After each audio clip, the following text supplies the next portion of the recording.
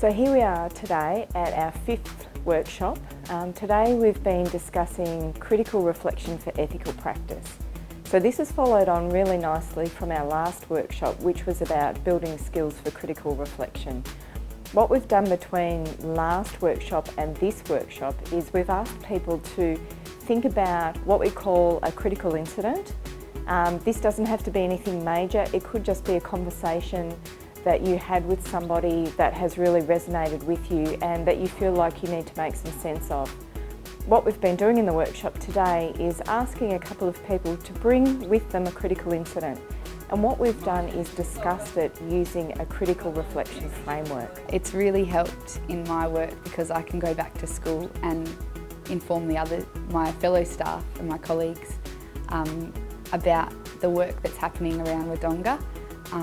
And I can now refer my students to different people from different agencies now that I have a clearer understanding of what they do. What this has enabled us to do is to develop our own skills around asking questions that don't make assumptions, that don't jump to conclusions, and that allow the person whose story it is to really reflect back on how they approached that incident or that issue, how they made sense of it, what assumptions they made within it, and then ultimately to better understand how that incident worked and how they might do things differently, if at all, next time. Definitely upskilling teachers in being able to have the challenging conversation and knowing which questions to ask is really good, because that way we're equipped with these tools so that if a student does disclose something to us, we have a few little tricks that we can use. The community of practice allows you to explore some of those things at a deeper level.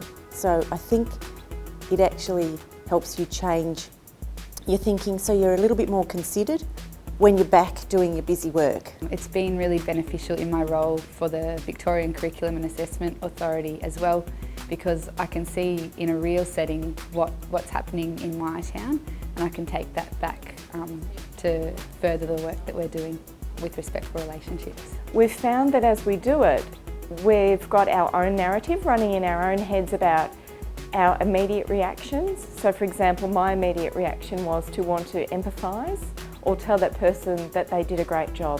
But what we realise is that that's not really very constructive, and the critical reflection framework allows us to respond in ways that are more constructive in allowing somebody to really discover for themselves how they felt and what it is that they did, and how they might then approach that thing differently if it was to happen again in the future. You learn a lot more about yourself, so as well as learning about how can we impact on the sexuality, respectful relationships in a community, you're actually reflecting also on yourself.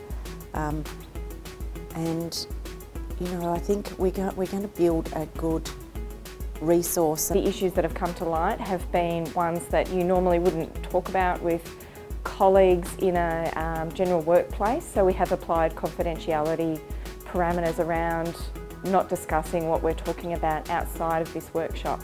But having said that, it's giving us all a chance to really develop our skills in a safe environment, and that will lead nicely into the next workshop. It's an absolutely fantastic opportunity to network, first of all, with other agencies and other schools around the local area.